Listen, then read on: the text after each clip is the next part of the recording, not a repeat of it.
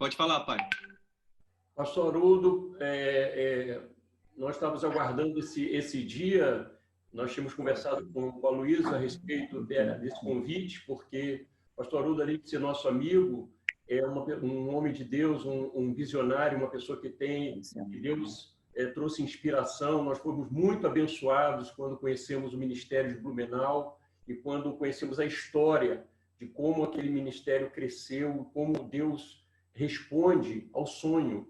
É uma coisa tremenda. Então, sabemos que Deus tem abençoado muito e tínhamos expectativas, né? Colocamos um grupo de pastores, como o pastor Aloysio citou, a ARC é uma associação de igrejas que se relacionam. Nós não temos a ideia ou a pretensão de ser um conselho de pastores, já temos esses conselhos, representatividade enfim, não é essa a intenção. A intenção, a ARC hoje é a concretização daquilo que o Senhor nos deu há tantos anos atrás, através do Coro, Corações Unidos, ministério que o Senhor trouxe através da vida do pastor Aloysio, de mais de 30 anos, e tem se confirmado como importante no processo da implantação de igrejas, na cooperação. Muitos pastores precisam, de fato, de melhorar a questão dos relacionamentos, porque nesses relacionamentos nós temos apoio, nós conseguimos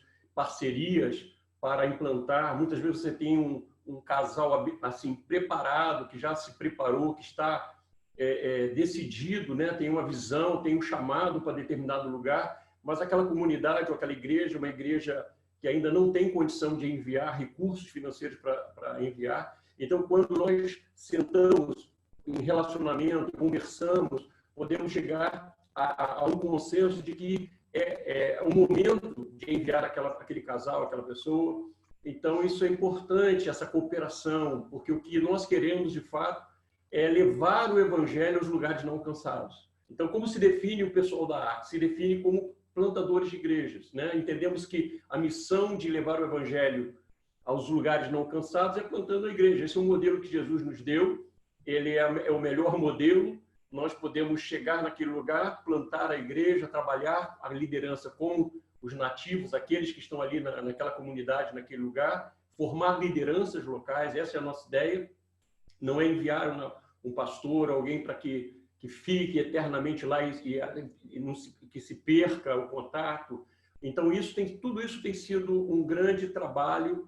Graças a Deus, Deus tem nos dado companheiros, pastores que têm se aproximado, homens sérios, que têm uma visão do reino de Deus e que têm uma paixão muito grande por almas. E por isso tem crescido esse grupo de relacionamentos, né? Lá nos Estados Unidos isso é muito mais amplo, eles têm muito mais avanços em outros pontos, que a ARC, que é financiamento para a plantação de igrejas, ajuda financeira para que a igreja possa se estabelecer, enfim, tudo isso nós cremos que vamos alcançar logo ali adiante, que isso será uma realidade também entre nós, mas nós começamos com esse ponto de relacionamento, porque queremos saber de fato quem são aqueles que formarão a equipe da ARC Brasil, e desde 2014 nós estamos trabalhando nessa caminhada aí com muitos líderes em outros estados. Deus já nos deu a graça de poder cooperar com outros ministérios, outras denominações para estabelecer igreja, e essa é a nossa visão, começar com os nossos amigos mais íntimos, pastores, líderes que conhecemos há tantos anos, e por isso hoje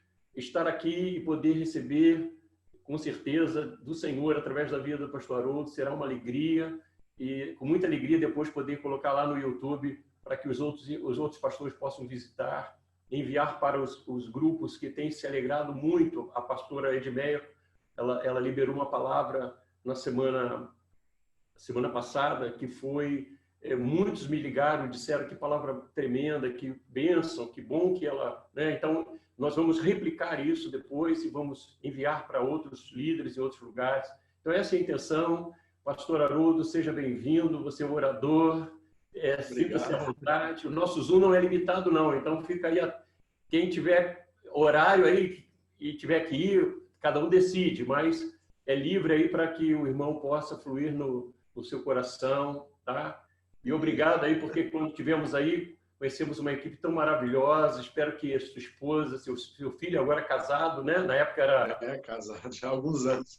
De alguns anos. Ele ainda era solteiro. Está me devendo um neto, mas vai logo vai chegar. Vai cumprir a promessa.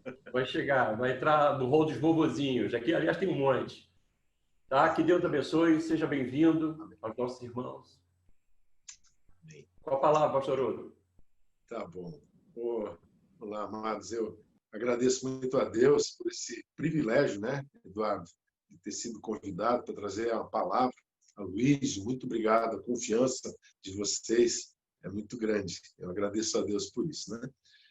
Eu quero compartilhar uma palavra com esses homens de Deus aí, com essa ideia tão extraordinária, né, que é a plantação de igrejas.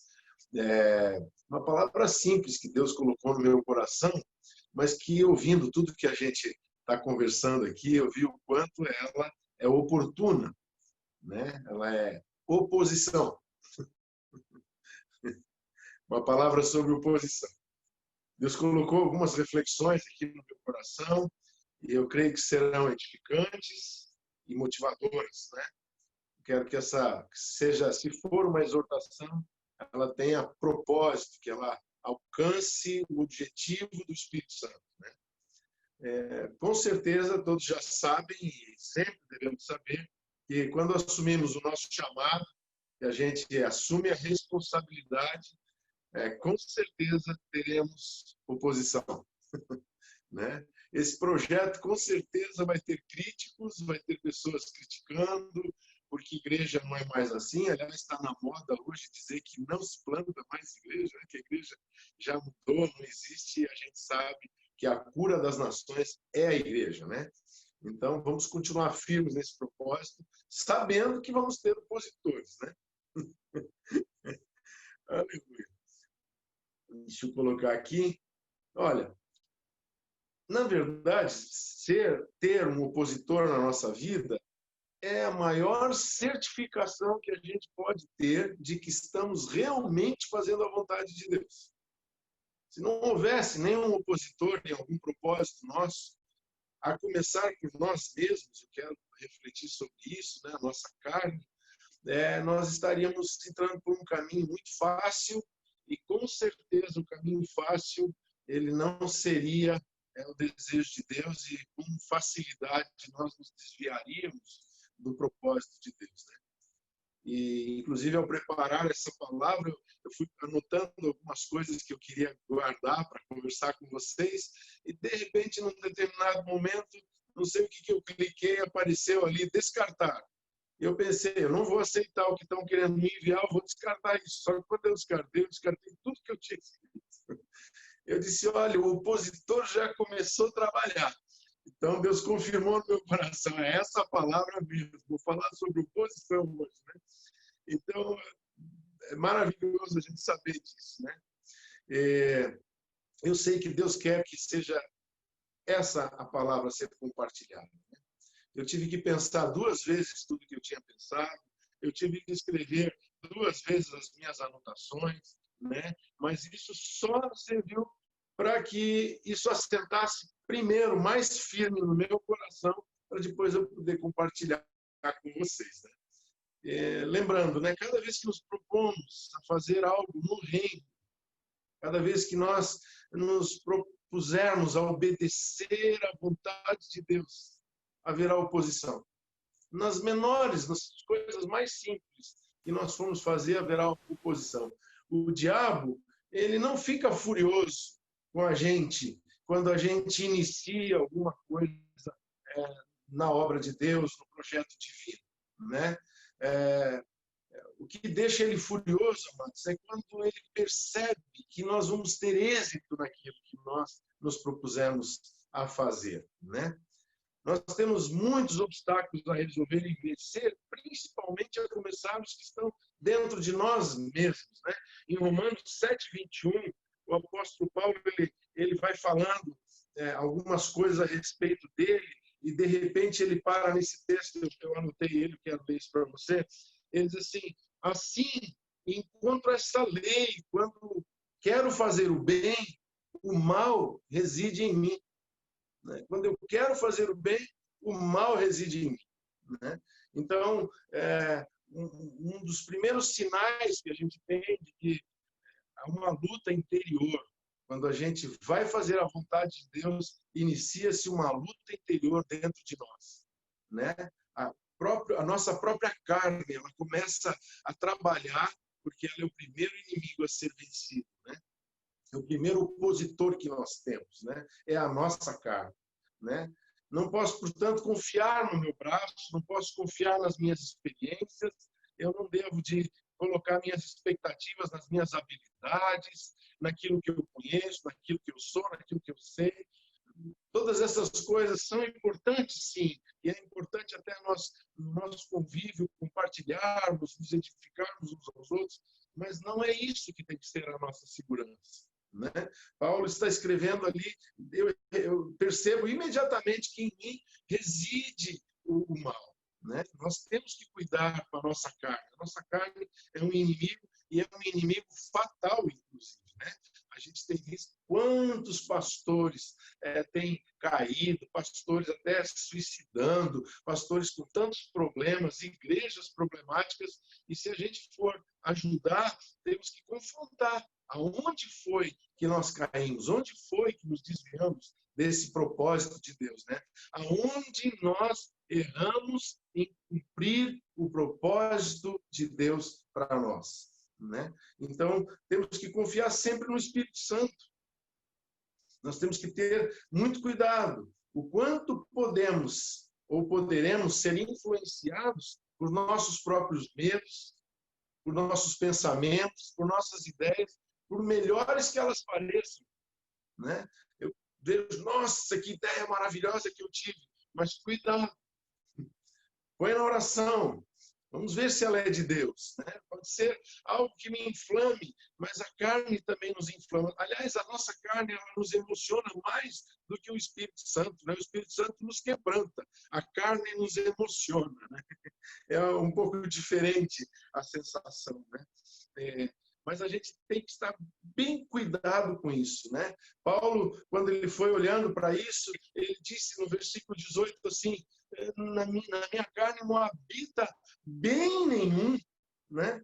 Olha só que interessante, Romanos 7,18, diz assim, porque eu sei que em mim, isto é, na minha carne, não habita bem nenhum, pois o querer o bem está em mim, mas não o realizar, né? Então, a primeira oposição que eu sinto, assim, o primeiro inimigo que eu preciso vencer, e aí entra o jejum, né?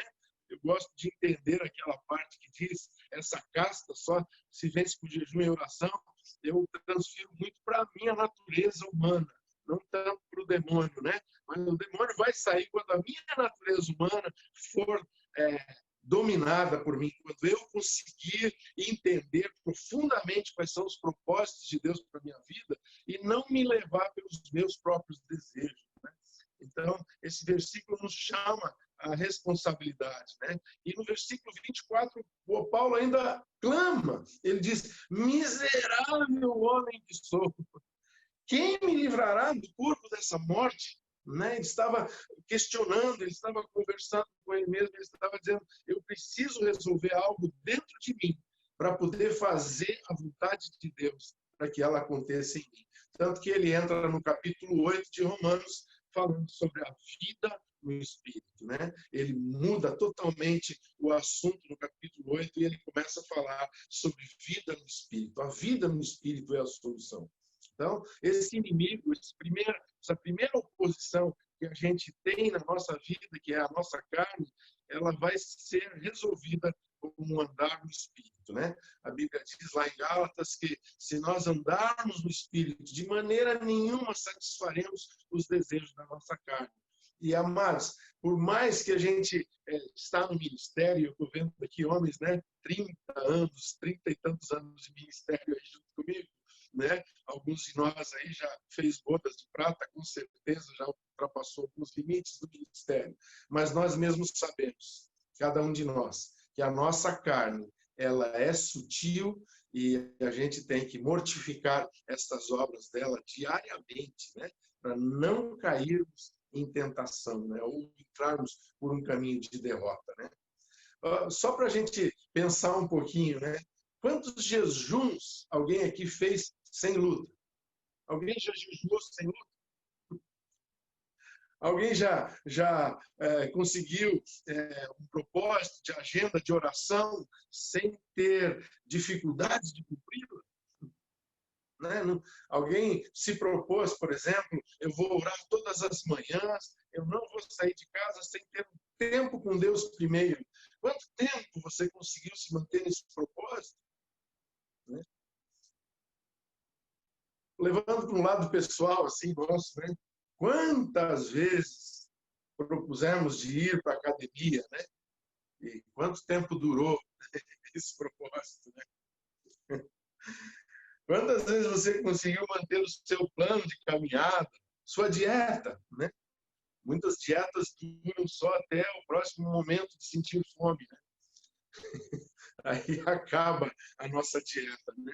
Veja só como isso é pessoal, como a gente precisa resolver isso, né? Como nós temos um problema a ser resolvido na nossa fé. Nossa carne é um grande problema a ser resolvido na nossa fé. Nem estou falando de você ser tentado em adultérios e coisas, estou falando das mínimas coisas, estou falando, creio que com pastores que têm lutado contra isso também, mas que o seu foco hoje já é muito mais profundo, né? Sua luta é mais profunda, é alguma coisa mais pessoal, mais dentro da área do dia a dia, né?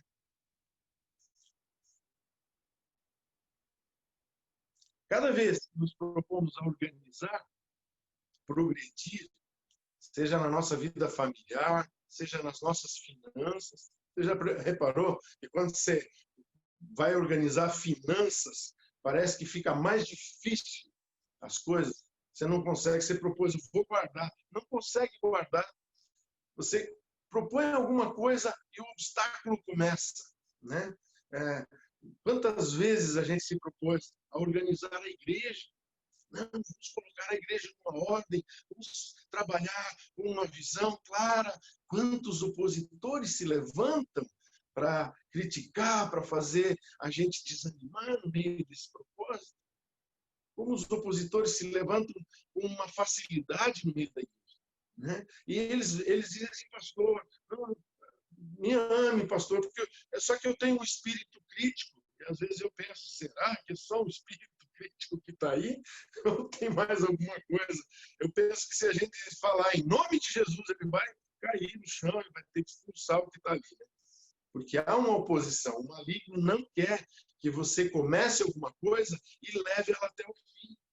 E organização é uma das coisas que ele mais detesta. Porque ele sabe que tudo vai progredir quando você se organizar. Ele não vai ver resultados em você enquanto você não tomar uma posição pessoal, né? Eu lembro que quando eu era menino, meu pai sempre tinha o costume de fazer um devocional com a gente, e ele leu uma vez um devocional da Sabiá no Trigal, né, com o seu ninho. E todos os dias o proprietário passava por ela onde estava o ninho da sabiá, e as sabiazinhas ouviam ele falando, olha, os campos estão brancos, a colheita está chegando, o dia da colheita, os filhotinhos de mãe, vamos ter que sair daqui. Ela dizia, não, não precisa não. Temos bastante tempo aqui ainda, podemos ficar bem tranquilos. E assim foi. No outro dia, olha, vamos falar com os vizinhos para ver se eles nos ajudam a fazer essa colheita. Ela, mãe, vamos ter que sair. E a sabiá dizia, não, não se preocupe, nós temos bastante tempo. Um dia eles disseram assim, olha, um vizinho sem vizinho, temos que começar a colher esse trigo, senão nós vamos perder todo esse trigo. Aí a sabiá virou para os seus filhotes e disse, agora nós temos que sair, porque quando alguém assume a sua responsabilidade, algo vai acontecer, né? Então, os opositores querem nos impedir de nos mover, de fazer aquilo que nós precisamos realmente fazer, né? E o nosso progresso, nosso crescimento, de forma alguma agrada a Satanás, né? Quando você começa a sonhar e você começa a prever resultados, ele começa a dizer, você está muito carnal, você só está preocupado com números. Ele vai levantar alguém para te criticar, fazer alguma coisa, se opor a essa ideia, porque sempre vai ter alguém para ser usado por ele contra nós, né? Mas os opositores podem se levantar. Nós não podemos nos distrair com eles, né? Ele até suporta quando você começa algo, como eu falei antes, mas ele não suporta que você tenha êxito nos seus planos para fazer a vontade de Deus, né? Ele não quer que a igreja progrida, ele não quer nem que você progrida ministerialmente.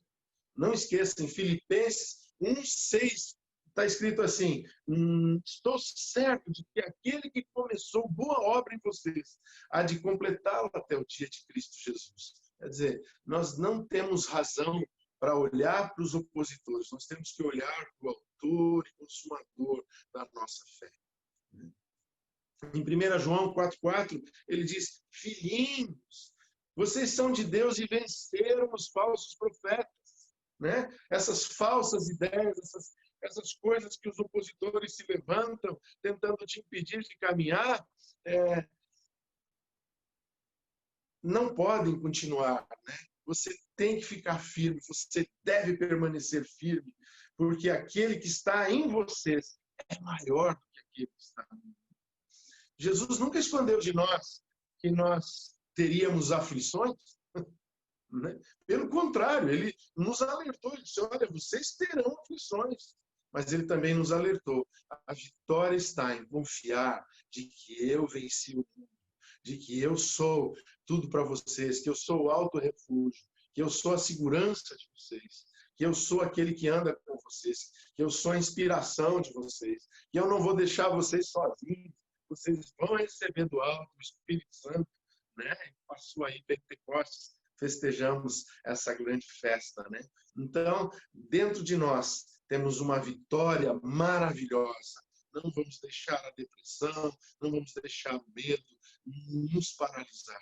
Vamos olhar para frente, vamos seguir olhando para os nossos propósitos, para os nossos alvos, mesmo que os dias sejam difíceis, né? Essa pandemia, esse fechar igreja, essas coisas todas que estão acontecendo, creio que nos levaram a refletir muitas coisas. Eu não sei você, mas eu tenho pensado muito sobre o que nós vamos ser após, né?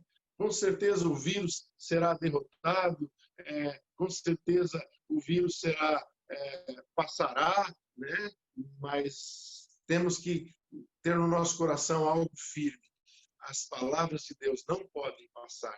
Nós não devemos de sucumbir. Precisamos continuar a ser esses arautos da verdade por onde nós passarmos, né? Em 1 Coríntios 16:9, Paulo está relatando, né, para os corintianos aí, né, ele diz assim: porque uma porta grande e oportuna para o trabalho se abriu para mim. Porém, há muitos adversários. Né? Isso é mais uma prova de que quando a gente vê Deus abre uma porta, o diabo vai se levantar para tentar te impedir e ele vai querer te desiludir desse propósito de Deus. Né? Ele conseguiu tirar Adão do jardim. Ele veio com aquela linguagem dele, com aquela falácia dele, e ele conseguiu convencer Adão a prestar atenção nele e não nas palavras de Deus. Hoje, no nosso ministério, nós vivemos essa tentação diariamente. Eu confesso para vocês, muitas tentações vieram e muitas delas, graças a Deus, conseguimos vencer. Mas eu já tive que orar muitas vezes, dizendo: Senhor, minha vontade é parar.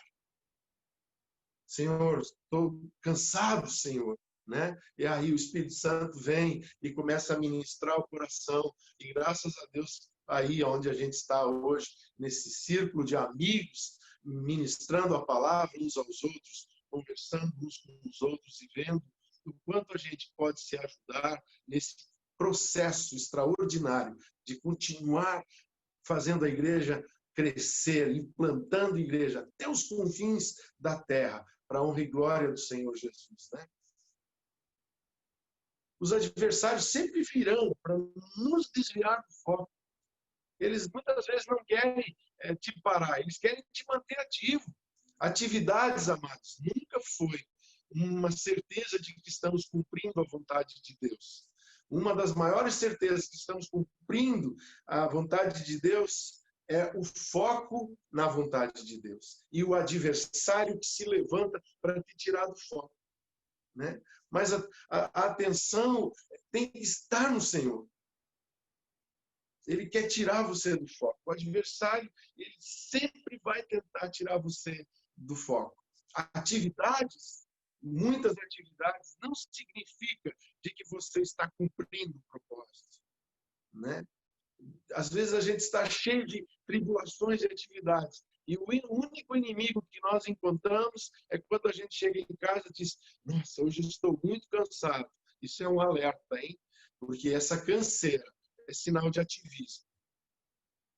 Mas quando a gente chega em casa, mesmo cansado, diz: nossa, o inimigo hoje se levantou, mas se levantou para cair. Aí a gente percebe que a gente está no foco de Deus.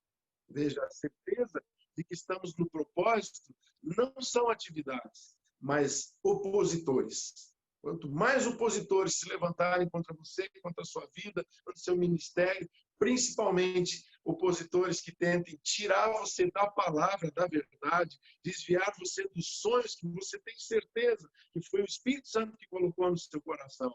Essa é a certificação de que temos, de que Deus está conosco.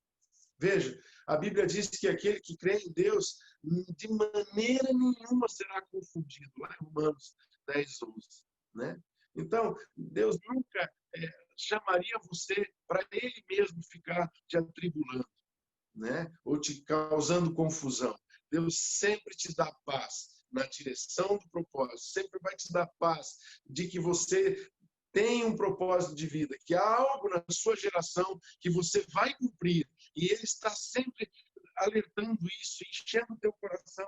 Cada leitura bíblica incendeia a chama no teu coração, cada momento de oração te faz olhar de volta. Não, eu vou em frente, eu vou conseguir, eu me levanto. Os verdadeiros amigos vêm com conselho, ficam do teu lado e dizem: olha, o que eu posso fazer por você? Nossa igreja está te cobrindo de oração, né? Esses sempre vão certificar que você está junto com Deus no caminho, né? Mas os opositores vão estar tentando te dizer assim: olha, desiste, não faça, né? E aí já há confusão. Você tem uma certeza plantada pelo Espírito e alguém está te dizendo o contrário daquilo que o Espírito Santo testificou no seu coração. Isso é um opositor. Não vale a pena dar atenção para eles, né? Em João 15, João 1 João 5, 8, 18, ele diz assim, que nós que conhecemos a Deus, que nascemos de novo, nós não vivemos no pecado, pelo contrário, nós nos guardamos em Deus, e por isso o maligno não pode nos tocar, porque nós nos guardamos em Deus. Então, esse propósito, ele não vai alcançar de te tirar de Deus, mas ele pode te tirar do propósito de Deus, de fazer o que Deus determinou para a sua carreira, para a sua vida de fé, para a sua vida aqui, enquanto pastor, enquanto homem de Deus, na sociedade, dentro das áreas em que você atua, né? Ele não pode te tocar, mas ele pode tentar destruir o que você está fazendo, te desviar do propósito. Ele pode roubar o teu tempo, ele pode roubar o teu foco, ele vai fazer de tudo para tirar a tua atenção daquilo que Deus colocou no teu coração, como a vontade plena de Deus, né? Então a gente tem que estar bem firmes, né? Não deixa ele te distrair, não deixa ele chamar a tua atenção, não deixa ele entrar na tua casa para roubar. Cuidado, cuidado. Muitas vezes eu penso assim, né? A gente termina uma grande luta, a gente termina um grande propósito, como terminamos agora, 15 horas no ar em Pentecostes, quanta coisa foi trabalhada aqui o dia inteiro na igreja, a equipe se dedicando e o diabo tentando causar problemas na equipe. Por quê? Porque ele sabe que a maneira de ele nos parar é nos tirando do foco. Nós continuamos ativos, nós continuamos fazendo muitas coisas, mas a obra de Deus em nossas vidas para quando a gente perde o foco, né? Então, nós devemos prestar atenção nisso. Nosso adversário, o nosso inimigo, aquele que se opõe a nós, aquele que se posiciona em contrário, aquele que se opõe é aquele que se posiciona de forma contrária, ele sempre vai se levantar. Mas nós temos que ter o dom do discernimento de espíritos nessa hora, para entender isso aqui não vem de Deus. Como que eu devo de fazer e proceder, Senhor, para sair, tirar esse obstáculo da minha frente, né? E um deles a gente aprende com Neemias, né? Pedro também nos alerta algo importante. Veio na minha cabeça agora esse versículo de Pedro, que ele diz assim: amados, não estranhem o fogo que surge no meio de vocês, destinado a pô-los em prova, como se alguma coisa extraordinária estivesse acontecendo. Extraordinário, né? Fora do contexto estivesse acontecendo, como se algo fora do propósito estivesse acontecendo. Melhor, né, podemos até traduzir esse contexto dizendo assim, como se alguém estivesse querendo tirar você do propósito, né? É como se o diabo se posiciona diante de você e diz assim: você crê mesmo que você vai fazer essa obra? Você acha que você vai conseguir terminar esse negócio? Você está realmente determinado? Ele vem naquela provocação: você acha que você vai conseguir? Aí a gente aprende uma lição extraordinária com Neemias, né? Quantas vezes ele foi tentado, ele foi provocado, ele foi desafiado, e quantas vezes Neemias sempre respondia de acordo com o que ele tinha como propósito. Ele dizia assim: estou fazendo uma grande obra, não posso descer, não posso sair daqui agora. Eu tenho algo que eu comecei e que eu preciso terminar. Lembre-se disso. Se você parar algo no meio, o diabo vai dizer: que bom, olha aí, que servia a Deus. Quantas coisas tem na vida dele que ele começou, iniciou um dia e teve que parar, e aí não cumpriu o propósito, não conseguiu chegar no êxito, não teve vitória plena nessa obra que ele se propôs a fazer, né? E a gente tem que estar bem atento nessas horas, para olhar para eles: não, eu não vou te dar atenção, porque eu pararia de fazer isso que Deus me delegou para fazer, isso que Deus me confiou nas mãos, para parar para discutir com você, para conversar com você. Vamos aprender com Neemias, né? Não posso ir descer até aí para conversar com vocês, porque eu devo. Por que eu devo parar esta grande obra que estou fazendo para ir aí conversar com vocês? Qual a razão de eu deixar de fazer algo que Deus me pediu para fazer, para estar aí discutindo teologia no YouTube, para estar aí discutindo com pessoas sobre propósitos que ele tem no ministério dele? Por que eu devo estar focado no que os outros estão fazendo e não naquilo que o Senhor me chamou para fazer, né? Se é plantar igrejas, que nós estejamos sonhando dia e noite, aonde será a próxima, qual a estratégia, como que a gente vai poder mandar alguém para lá, quanto custa fazer essa obra, como que a gente pode planejar esse envio desse missionário, como que a gente pode dar suporte para ele, o quanto esse missionário está desejoso, quanto fogo tem no seu coração, para ele não fugir do propósito e não ceder ante os opositores, né? Essas coisas devem estar ocupando o nosso coração. Quando a gente começa um departamento na igreja, ou a gente foca algum departamento, alguma melhoria, sempre vem os adversários, sempre tem um colaborador, alguém do ministério que desiste, que vai colocar alguma coisa. Não olhe para essa pessoa, não foque nessas coisas. Foque no que o Senhor te revelou, naquela visão que Ele te deu. Não desvie a tua atenção por nada. Não siga o caminho dos opositores. Fique firme no caminho que Jesus te colocou, no mapa que Ele delineou, no projeto que Ele te deu, né? É muito importante isso, né? A muralha de Neemias, ele terminou em 52 dias. Tá certo que não é a mesma muralha que a gente vê hoje em Jerusalém. Mas para quem vai lá e vê um pedaço dela e imaginar que a muralha de Neemias era mais ou menos um terço da que se vê hoje, talvez parecida com a que se vê hoje, né? Porque a de hoje também não é a total circunferência de Jerusalém, mas o muro de Neemias, se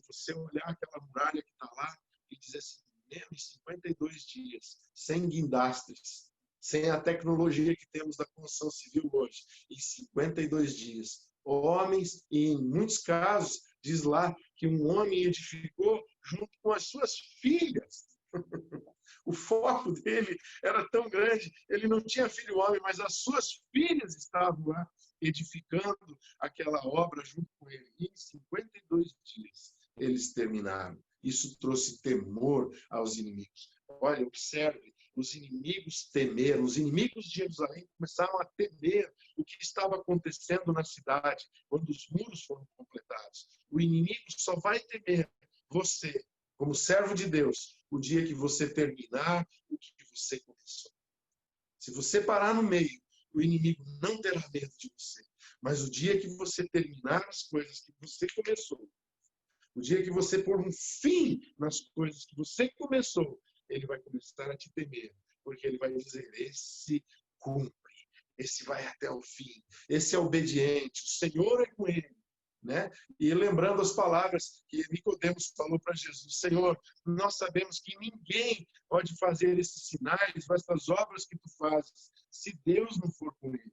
Amados, quando a gente começa algo e termina algo, todo mundo à nossa volta diz, ninguém poderia fazer essa obra que eles estão fazendo se Deus não fosse com eles. Né? Aí vem o reconhecimento. O próprio diabo diz, Deus está com ele. Com certeza, ele terminou. Então, Deus está com ele. Né? O nosso foco não pode estar nos obstáculos, mas no êxito do nosso trabalho. Né? Com certeza, eu estou falando aqui com vocês, eu tenho certeza que você está pensando em quantos encerramentos necessários você vai ter que tomar decisões hoje. Eu comecei isso, mas isso está me tirando do foco, estou fazendo tal coisa, isso está me tirando do foco, amado. Não tenha medo de encerrar com as coisas que perturbam o bom andamento da tua caminhada da fé, que venham atrapalhar o teu bom combate. Tenha coragem de afastar e de se afastar destas coisas, de parar de fazer as coisas que te tiram do foco. Isso é desprezar os opositores. Pare de dar atenção para eles. Sabe? Aquela pessoa que às vezes manda alguma palavra para você e fica esperando uma resposta, né? Aquele desafio que é feito, aquela palavra que é lançada como se você devesse alguma resposta. E você tem que fazer como Neemias. Eu não vou parar o que Deus me propôs para fazer, para te dar atenção. Eu não vou parar de fazer a obra do meu Deus para dar atenção a um crítico, a uma pessoa que está querendo me desviar do propósito de Deus. Né? Eu não vou dar atenção aos opositores, não vou dar atenção à oposição. Não significa que eu não vou estar trabalhando como o Neemias fez, uma das mãos na obra e na outra mão a espada, a arma, para que, se fosse atacado, estar pronto para se defender. Lógico, nós temos que estar prontos para nos desviar dos dardos inflamados do maligno. Temos que estar prontos para derrotá-lo com a nossa palavra, com a resposta que a gente precisa dar para o diabo, muitas vezes, como Jesus fez lá quando foi tentado no deserto. Está escrito, está escrito. A nossa oração deve ser a atenção mais própria para nós no ministério, muitas vezes, do que ir conversar com alguém, ir falar com Deus a respeito do que está acontecendo, ir para a oração e declarar, Pai, está escrito, ir para a oração e dizer, olha, Satanás, em nome de Jesus, aqui do meu lugar secreto, aqui do meu alto refúgio, estou condenando as tuas palavras que vieram contra mim, e em juízo eu as condeno e faço cair por terra. As tuas ferramentas preparadas contra mim enferrujam e caem diante de mim, mas eu vou permanecer firme no meu propósito, olhando para o alvo, olhando para o autor e consumador da minha fé. Né?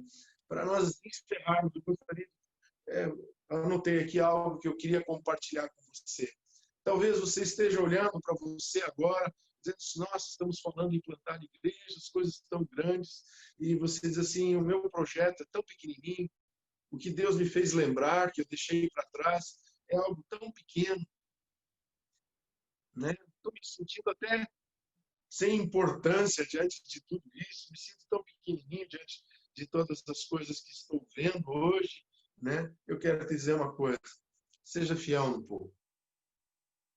Se Deus te deu só um pequeno projeto, um pequenino projeto, vá ter um fim nesse projeto. Estabeleça ele. Né?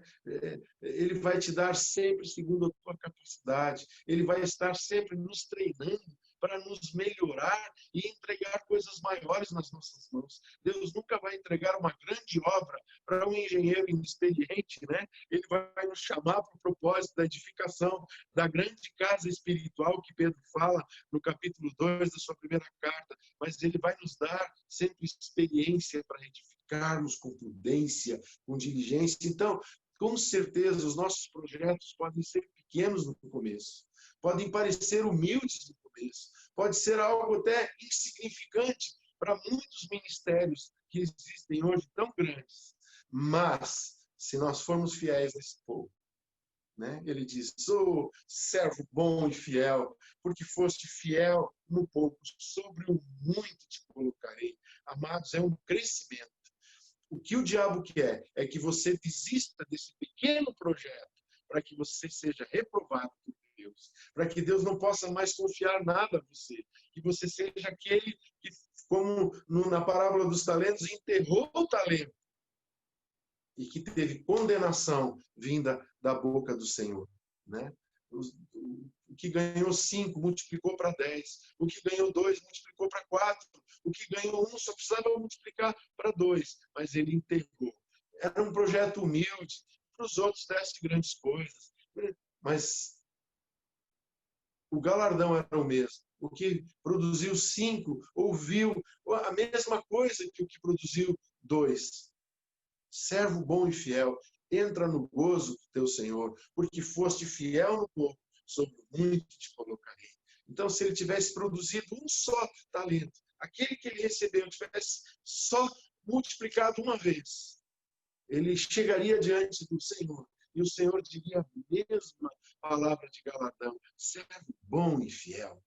Então, não olhe para o tamanho do projeto que Deus entregou nas tuas mãos, mas olhe para o Deus que entregou o projeto nas tuas mãos e diga: Senhor, eu vou te honrar. Esse projeto será executado. Ajuda-me nessa caminhada, Senhor, e eu vou cumprir o propósito. E no dia que você cumprir o propósito, olha só o que Jesus fez. Ele tirou daquele que não cumpriu o propósito. Ele disse: tá bom, eu entreguei só esse projeto pequeno para você, mas você não conseguiu fazer. Então eu vou confiar a ele, aquele que eu entreguei 5, que já está cuidando de 10 projetos no meu reino. Eu vou dar esse projeto para ele cuidar também, porque ele começou e terminou o que começou. Então, amados, é isso que eu queria falar para você hoje, né? Que você tenha clareza no teu coração. Não importa o tamanho do projeto, o que importa é que é um projeto que Deus confiou para eu fazer. E eu vou fazer. Esse projeto pode parecer pequeno para os outros, mas enquanto eu estou nele, ele é a razão da minha vida. Eu não vou perder o foco, eu não vou me desviar, eu não vou dar atenção para os opositores, eu não vou parar a obra, eu vou completá-la. Aleluia! E eu creio, amados, que quando nós completarmos a obra, quando nós cumprirmos o propósito de Deus para as nossas vidas, por menor que ele possa parecer, nós não vamos prestar contas para as pessoas que nos criticam, nós não vamos prestar conta desses projetos para os nossos opositores, nós vamos prestar contas para aquele que nos delegou e nos confiou o projeto. E nós podemos chegar diante dele e dizer: Senhor, recebe.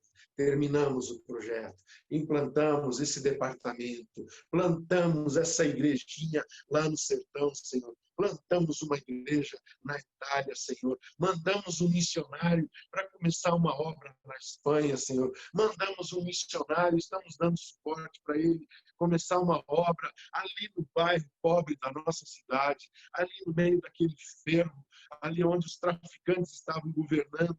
Senhor, nós estamos implantando o teu reino ali. Pode parecer tão pequeno para os homens, mas com certeza o Pai vai olhar para nós e dizer: oh, servo bom e fiel, Aleluia. Não tenha medo de ter oposição no ministério. Olhe para os opositores como a certificação de Deus de que você está sendo chamado com um propósito eterno. Amém? Que Deus esteja abençoando cada um de nós e que a gente possa estar, que essa palavra possa rever coisas no teu coração, fazer você rever sonhos, você rever projetos e você olhar para a sua vida e dizer, Senhor, tem coisas aqui que eu preciso terminar. Tem coisas aqui, Senhor, que eu preciso resgatar e terminá-las, Senhor. Perdão por ter deixado elas de lado. Pode ser uma coisa muito simples, mas cada uma delas que nós terminarmos causará medo nos nossos opositores, causará medo no nosso adversário, porque ele vai ver, Deus está com ele. Por isso que ele conseguiu concluir essa obra extraordinária. Aleluia! Louvado seja o Senhor. Que o Senhor desse essa unção, né? Pentecostes está sendo comemorado. Eu ainda estou assim com esse fogo do Pentecostes no meu coração. Eu creio que o que Deus começou em nós, Ele é poderoso para terminar até o dia de Cristo. Ele é poderoso para fazer com que cada data que está determinada para nós terminarmos algo nessa terra, para nós alcançarmos uma região, para nós plantarmos uma igreja, para nós fortalecermos uma família que seja, para nós resgatarmos um obreiro que está desanimado.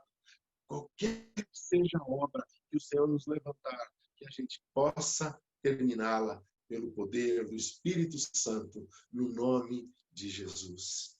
Aleluia. Que honra. Muito obrigado por terem me dado esse privilégio de estar falando com vocês, mas eu tenho certeza que Deus está falando com alguém hoje aqui e está resgatando propósitos, está resgatando a vida dessa pessoa. Eu creio que Deus está levantando ministérios aqui hoje.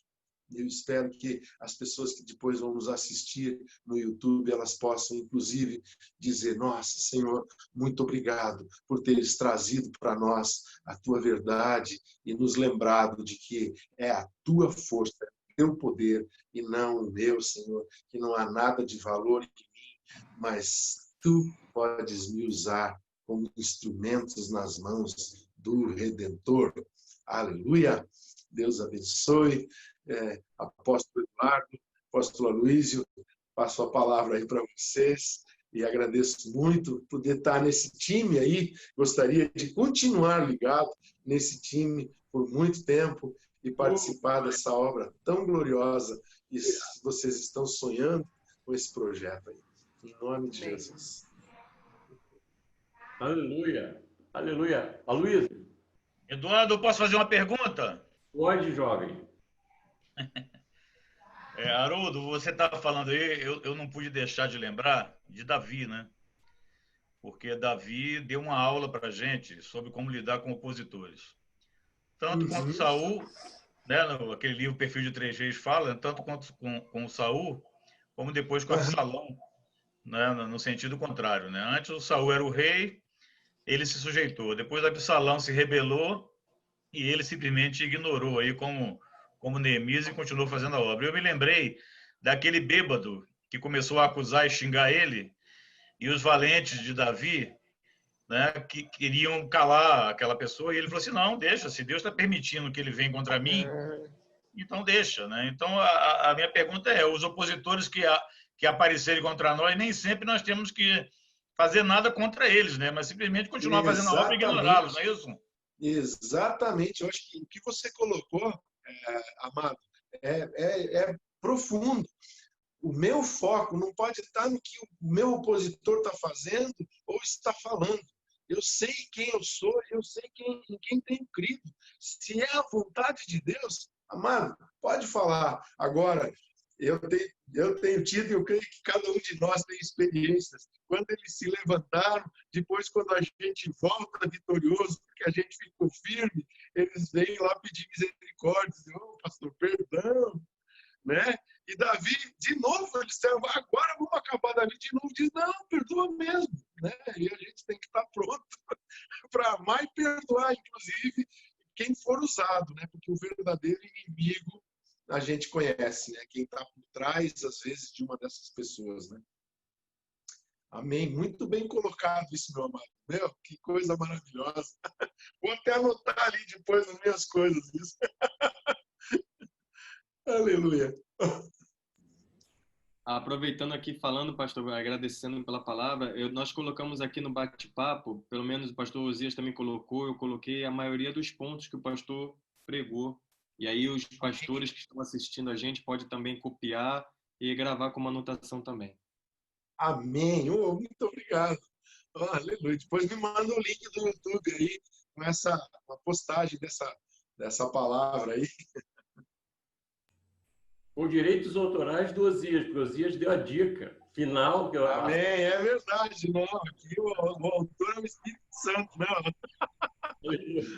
Ai, que saudade de vocês, meu. Quando for aí visitar o Luiz, quando começar a abrir um pouco essa possibilidade aí, estou em dívida com o apóstolo Luiz aí, né? E a Luiziana, né? Meu irmão, meu anjo da guarda, né? O apóstolo Luiz é o meu anjo da guarda. É o protetor. Muito bênção na minha vida, na minha família, na nossa igreja aqui, né? E eu estou devendo estar lá com ele, mas aí quero ir visitar você também, Eduardo, de novo, né? Tá lá na sua casa. Você ainda está lá no mesmo lugar? Sim, claro, a gente avançou, melhoramos algumas coisas, né?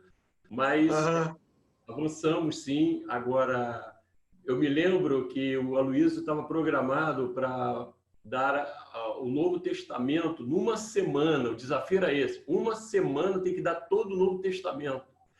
A Aloysio não pôde ir a Blumenau. Eu falei, Eduardo, você pode ir lá? Eu tenho que ministrar sobre o Novo Testamento. Eu achei que era um resumo, um esboço. Quando eu cheguei na sua igreja, eu vi que não.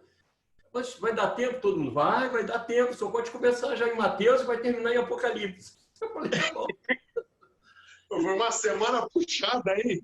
Foi uma semana puxada. Foi inesquecível. Mas que saudades, viu? Vocês têm que voltar aqui também, viu? Sim. E todos por isso que o Aloysio é chamado o quê? A Voz. É a voz.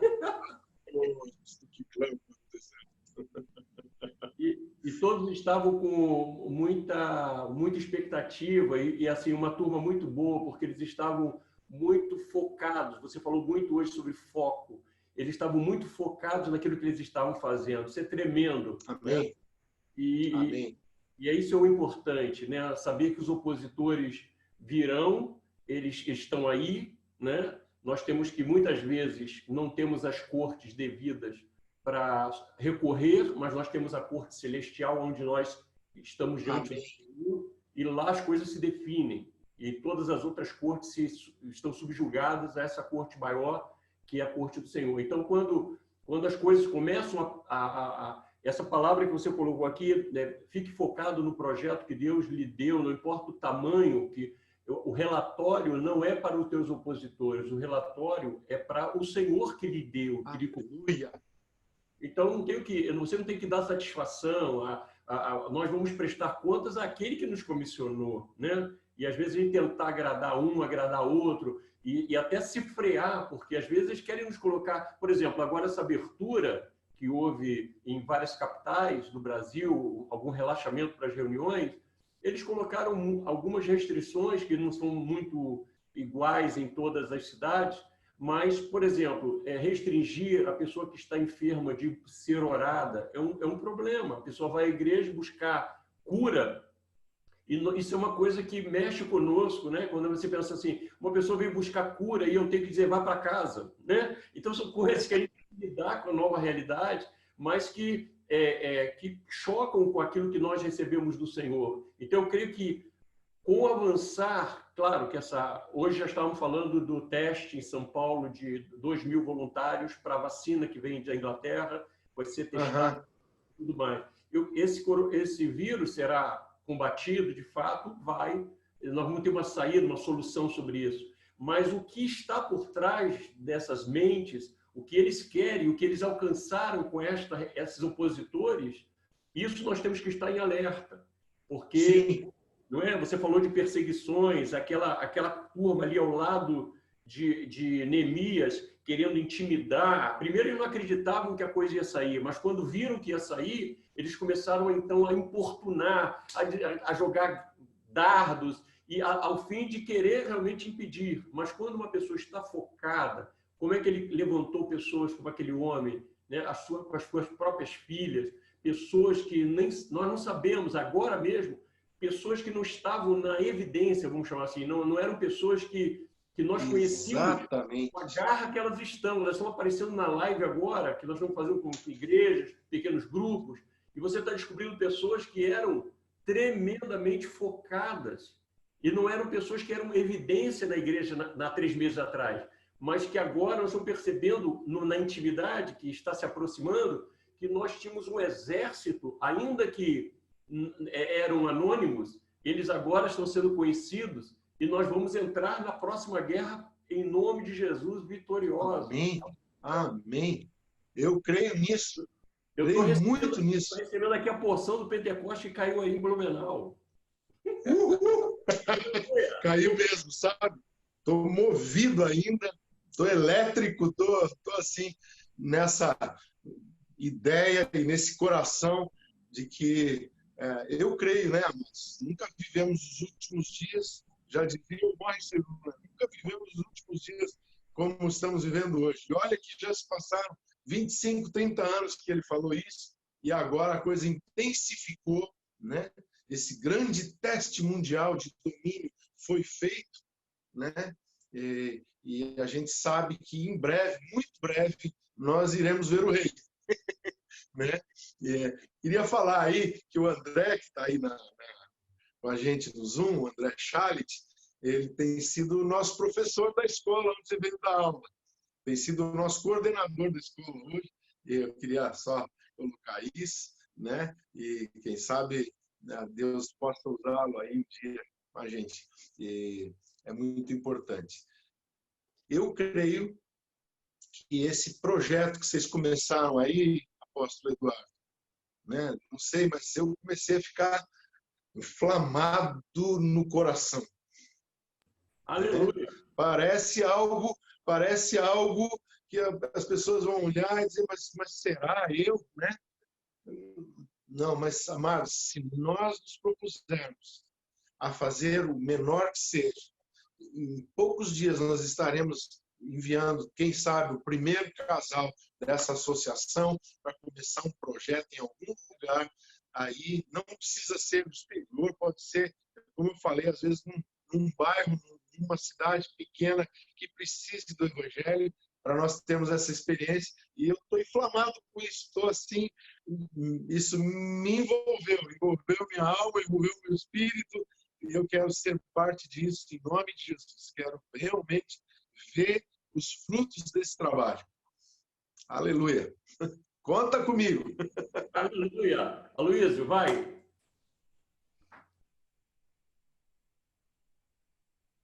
A Deus seja a glória por tudo isso aí.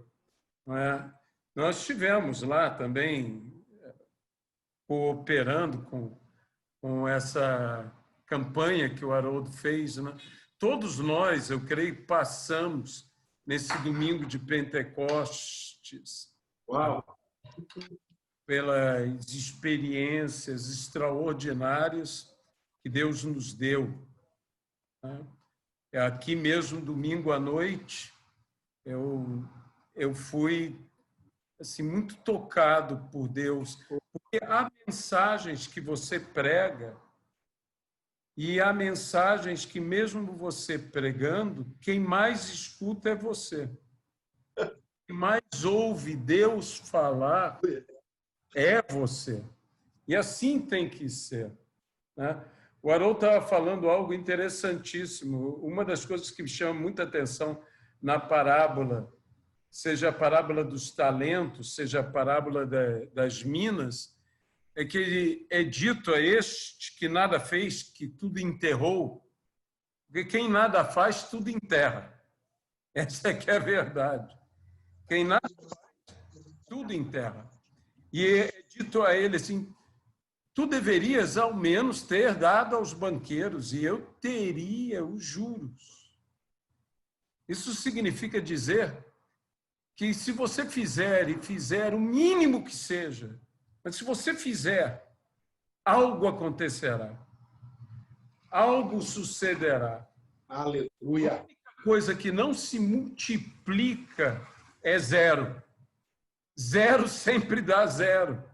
Se nós não fizermos nada, nós não conseguiremos nada. Mas se fizermos que seja o mínimo, vai ter resultado. Vai dar resultado. Pode dar um resultado que alguém diga assim, é um resultado mínimo, mas dá resultado. A única maneira de você não ter resultado é você não fazer nada. Por isso que nós devemos realmente nos entregar, por isso que nós devemos realmente nos avivar. Eu tenho falado, se eu não me engano, com o Haroldo, eu falei de homens santos, cheios do Espírito, né? Movidos da parte de Deus, falam. Que é aquele texto de Pedro, movidos da parte de Deus, falaram. Há um mover, meus amados irmãos, há um mover em toda a terra. Nós temos o Espírito Santo ao nosso lado. O Espírito Santo está se movendo. E quando o Espírito Santo se move, ninguém detém. Quando o Espírito Santo faz, ninguém detém. É o que a Bíblia diz. O vento sopra para onde quer. O Espírito é para onde ele quer. O Espírito Santo faz o que quiser. Então, nós estamos para viver o mover do Espírito Santo, por isso tamanha oposição. O apóstolo Paulo, parafraseando o que o Haroldo falou, uma grande e oportuna porta se me abriu para o trabalho. São muitos os opositores. Ontem eu estava até mesmo atendendo a um pastor. Ele estava assim um pouco desanimado, um pouco triste com as situações, porque as situações podem nos cansar, podem nos desanimar, podem nos afligir. E eu estava dizendo a ele, olha, o Deus que abre o caminho e as pessoas que ficam diante de nós, eu tenho orado a Deus que é o seguinte, eu quero estar nas tuas mãos, mas às vezes eu quero estar nas tuas mãos como uma bola de boliche. Porque quem estiver na minha frente vai virar pino. E que Deus vai fazer um strike, vai. Então eu disse, Senhor, olha, envia-me a mim. Amém. Envia-me como uma bola de boliche. Aleluia. Envia-me, Senhor, a abrir o caminho, na pancada que seja. Mas me empurra, Senhor. O texto nas Sagradas Escrituras que fala de Jesus, que diz impelido pelo Espírito, se você vai no grego, é literalmente empurrado com poder. Chega a ter pena do diabo, porque Jesus foi empurrado com poder a se encontrar com o diabo. Então, quer dizer, Jesus foi empurrado com poder a ir de encontro contra o diabo. Eles são opositores, nós também. Eu até mesmo lembrei, sabe, falando de opositores, de inimigos, de perturbadores, de angustiadores, dessa gente maravilhosa que Deus coloca na nossa vida. Eu me lembrei de um texto, chama-se Oração aos Moços, né, de Rui Barbosa. Rui Barbosa disse, devo mais aos meus inimigos que aos meus amigos, pois a oposição dos meus inimigos me fez ser o homem que sou. Então, às vezes, a gente tem que agradecer a Deus. A Bíblia diz, ama o teu inimigo. Você vai amar o teu inimigo por muitas razões, mas uma delas porque ele vai ser bênção na tua vida, mesmo ele querendo te prejudicar. Os irmãos de José foram bênção na vida dele, e tanta gente. Quem crucificou Jesus na cruz nunca podia imaginar que aquele ato estava me salvando. Estava te salvando. Aleluia. Os opositores, eles existem justamente para isso. Eu louvo a Deus por essa palavra. Os opositores, lembre-se, Gil está aí, o nosso engenheirão, Osias também engenheiro, tantos aí na área de ciências, sabem muito bem que bênção São os ventos que se opõem. Aqueles ventos que sustentam o avião, que vêm por baixo, que forçam ele a subir. E quanto mais ele enfrenta, tanto mais ele sobe, tanto mais ele se ergue pelo empuxo. Então, nós precisamos realmente da oposição. É tão interessante na Bíblia que diz que quando o dragão se opõe àquela mulher, diz que foram lhe dadas asas para voar. E em vez de subir, ela desce. Porque eu esperava que quando Deus dá asa a alguém, eu espero que suba. Mas no texto bíblico dizia, ela desceu para o deserto. É que nós, às vezes, só imaginamos asas para subir, mas nós temos asas para descer, porque descer sem asa não é descer, é cair. Então, o que nós precisamos, de fato, são asas que não vão nos permitir o que? Cair. Tem oposição, o diabo está de boca aberta, é o dragão contra nós, a oposição nos persegue, mas nós vamos para o deserto e vamos ser... E nós não vamos cair. Isso é que é o maravilhoso. Você está destinado a não cair. Não importa que venha o inferno inteiro. O mesmo texto disse, Miguel e os seus anjos batalhavam contra o diabo e todos os seus anjos. Simplesmente a oposição inteira do inferno. Inteira. Não foi a questão do diabo. O diabo veio e não veio sozinho. Mas Deus nos dá asa não apenas para subir, Deus nos dá asa para que nós não caiamos. Você não vai cair, você não vai se prostrar. E no final será servido, será assim alimentado, será fortalecido. E dali, o céu nem é o limite, porque diz acima dos céus. Amém. Não vamos parar, vamos em frente realmente. Eu quero agradecer ao Haroldo por essa palavra, por essa palavra que ele nos entregou hoje. Eu não consigo me acostumar, esse negócio de alguém me chamar de apóstolo, eu me sinto terrível. Eu só me sinto assim tranquila quando me lembro do que o apóstolo Paulo diz, somos restolho. Eu estou dizendo, aí eu me encaixo, vai lá que aí eu me encaixo, não desprezando o ministerial e o dom que há em cada pessoa, mas como diz a Edmeia diz uma coisa tão interessante, embora Jesus seja o apóstolo de nossas almas e o bispo, ele mesmo não se chama bispo, ele mesmo não se chama apóstolo. Embora ele seja reconhecido até pela samaritana como profeta, ele não se chama profeta. E assim, nós poderíamos dizer tantas outras coisas. Ele é chamado de mestre. Mas quando foi que ele disse, eu sou o mestre? Mas que Jesus disse, eu sou o bom pastor, ele disse.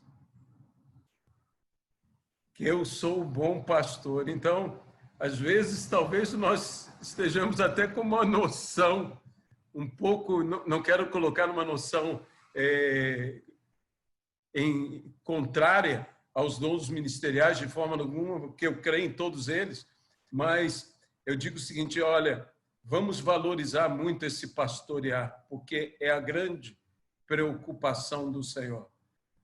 Ao líder, ao grande Pedro, aquele apóstolo extraordinário que no dia de Pentecostes falou o sermão que todos nós gostaríamos de pregar, né? Que é um sermão que a própria multidão grita, o que eu faço?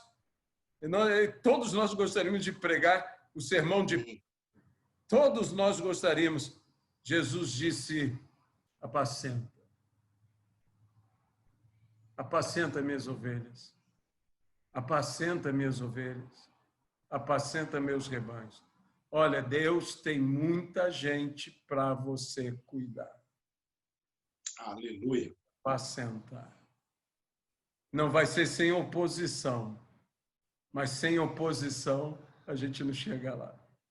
Olha, que Deus glorifique cada vez mais sua vida em todos nós e obrigado, Haroldo, obrigado por essa palavra e eu espero que você realmente esteja se somando aí. Eu já havia dito para você sobre isso, né, há algum tempo, sobre a ARC, sobre o que o Eduardo estava trazendo, ele e o Jonatas, que foram lá nos Estados Unidos, que conversaram com essa igreja no Alabama, e que não é uma igreja, é uma quantidade grande que acontece lá no Alabama, e que nós estamos assim, nós estamos dando os primeiros passos, mas olha, eu creio que nós vamos sacudir a nossa terra e outras terras. Eu creio. Amém. Eu creio que nós vamos fazer coisas extraordinárias. Eu creio que nós vamos ver aí, porque a hora chegou, gente. Amém. Está às portas aí. Eu volto a dizer, Senhor, eu quero ser, desculpe a comparação infantil, mas uma bola de boliche nas tuas mãos. Quanto mais inimigos, Senhor, strikes faça. E quando você me ouvir falando strike, Cristo, você já vai saber o que é. Você já vai saber o que é. E eu quero rolar no poder de Deus, se eu posso dizer assim. Vamos nós, que a gente volta para a mão dele e faz mais um. Tá? A Deus a glória aí.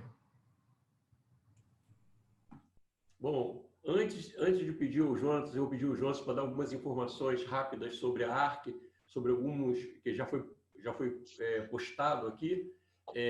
Eu quero dizer para o Haroldo que se dependesse agora de deixar já uma data marcada, essa festa de Sucote faria em Jerusalém esse ano, sem dúvida alguma. De qualquer jeito, se o aeroporto abrir, é a viagem já marcada. Por quê? Porque a Luísa está devendo essa, né?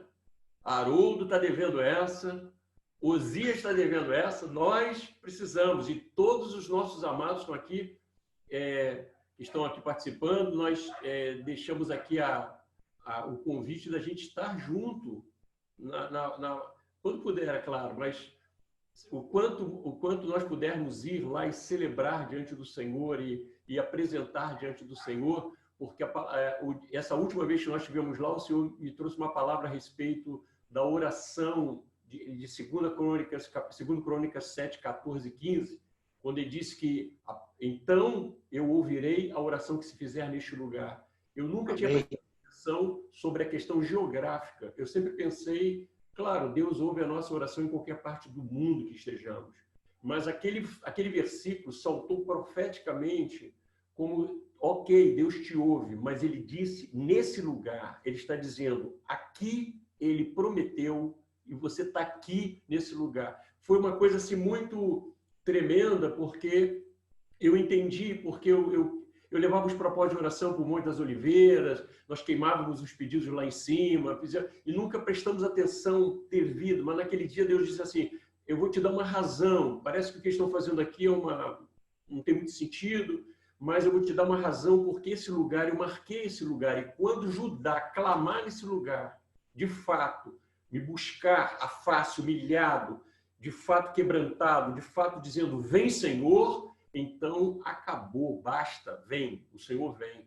Isso me deu um despertamento, porque essa é a convocatória. Nós temos que, como nações, subir a Jerusalém, como a profecia de Zacarias, e despertar Israel com essa convocatória, provocá-los ciúmes, trazê-los a como está acontecendo já, né? Amém. Que a turma é essa que está nos provocando? Marchar sobre Jerusalém e declarar que o Senhor vem, que o Senhor vem. Por isso, nós estamos aguardando as portas se abrirem, né? Estou aqui com o Felipe lá da Itália também, porque nós queremos que as fronteiras se abram, que a gente possa vencer logo essa pandemia, esse medo, esse inimigo real que tem que ser vencido agora, essa intimidação, né? Essa palavra, Haroldo, hoje, ela veio, eu não sei se você fez a ligação, mas ela entra em sintonia com a oração que começou hoje com o próprio presidente da República, independente das nossas correntes políticas, pensamento político, mas o presidente, quando abriu a fala hoje, ele leu o Salmo 56, que fala Davi pedindo o livramento dos seus inimigos. E ele lê todo o Salmo 56. Então, isso tem significância para mim, isso é extremamente importante saber que o presidente da nação, hoje, com todos os defeitos, com todos os radicalismos, os extremos, ele foi e declarou a palavra, e essa palavra não volta vazia. Essa palavra não volta vazia, né? Ainda que ele foi lá catucado com a mulher de Pilatos, não te meta com este justo, esteja lá a esposa dele falando, olha, é isso aqui que a palavra de Deus diz. Ele foi e abriu a boca e declarou. Isso deve estar levantando oposição ao grau máximo. Então, essa palavra que você trouxe hoje, claro, para nosso ministério, para nossa vida, em relação à igreja, mas entra o contexto de tudo. Esses agricultores vão cair por terra. Esses Amém. vão Amém. cair por terra, porque eles Concordo. não entenderam que Deus está acima de todas essas coisas e que tudo isso irá, de fato, tem que ser quebrado. Por quê? Porque o que está diante de nós não é uma igreja fracassada. O que está diante de nós é uma igreja gloriosa. É uma igreja que entra numa guerra, mas para vencer, não é para se abater.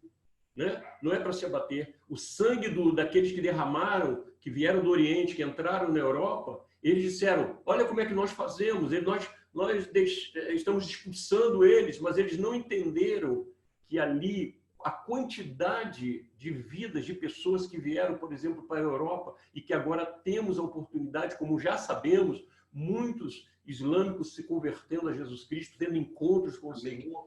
Né? Então, há coisas que eles não entendem, essa desorganização, que parece que vem tudo vai ser destruído. Deus derrama, né? E essa profecia de Joel, que o Senhor diz que nos últimos dias derramarei o meu Espírito, que começou em Pentecostes, mas não acabou, e continua através dos atos do Espírito Santo, através da igreja do Senhor.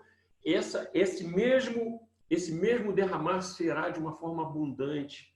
Por isso, é tremendo. A sua vinda, Haroldo, estar conosco nesse, né, como estar junto mesmo na Arque seria maravilhoso, porque você conhece o coração de cada um desses líderes, a grande parte daqui você conhece, e o Aloysio, você sabe exatamente o que nós estamos buscando, conhecemos o teu coração, conhecemos o teu ministério, a evidência, como você falou, o que evidencia o teu ministério é toda a oposição que se levanta, é toda a resistência.